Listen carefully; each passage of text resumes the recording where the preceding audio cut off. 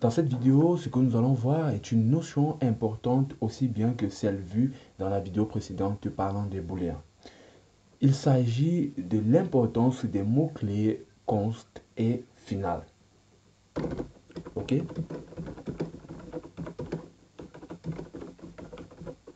Pourquoi je vous parle de const et final? Qu'est-ce qu'une constante? Qu'est-ce qu'une constante? Quelle est la différence entre les deux? Voilà, si je reviens sur cet ancien programme, je vais créer autre chose. Je vais par exemple recréer ma variable pays.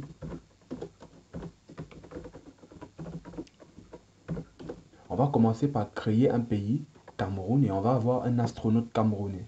On va créer une variable pi qui va contenir la valeur 3,14 que nous connaissons naturellement.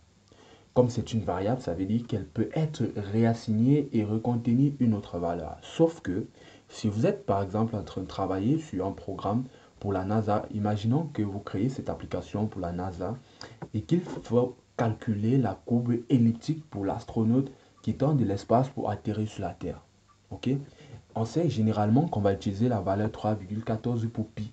Mais si vous avez utilisé par exemple une variable pour la déclarer et que plus tard, elle est réassignée peut-être à 23,89.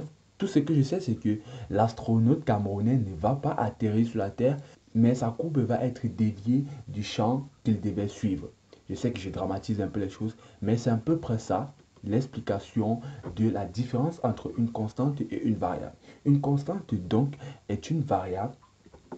Je vais donc écrire ça pour vous ici. Donc, on va dire qu'une constante est utilisée pour créer une valeur ou une variable, si on fait bien, qui reste constante, ok? Pendant la compilation ou pendant l'exécution du programme. Pendant l'exécution du programme. Donc c'est ça une constante. Et le mot-clé final va venir réajuster quelque chose de plus dans le sens où le mot-clé final est si nous voulons que notre variable soit toujours constante, que ce soit pendant l'exécution du programme ou pendant toute autre étape de notre programme, ou n'importe où si vous voulez. On va commencer par faire un petit exemple pour élucider cela.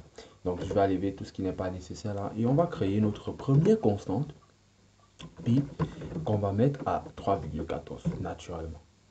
Donc si je réassigne ce pi avec une nouvelle valeur, vous voyez qu'il y a un problème. Ok, vous pouvez donc lire constant variable cannot be assigned a value. Ok, tout simplement pourquoi. Bon, maintenant là, vous avez l'impression que c'est pas autant de compilation, c'est normal. Ok, c'est normal.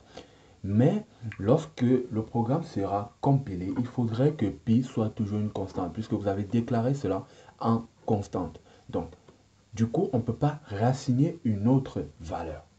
D'où l'expression constante. Elle va toujours être constante.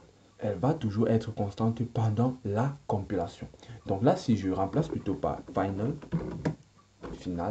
pi égale à 3,14, vous avez donc final qui nous permet de non seulement avoir cette valeur constante, mais constante pour toujours. Elle ne va plus jamais changer. On ne peut plus réassigner, que ce soit par le programme, que ce soit pendant la compilation, etc. Donc, ça sera, c'est final en fait. Donc, c'est la valeur finale qu'on a assignée directement à pi, c'est 3,14. Ok?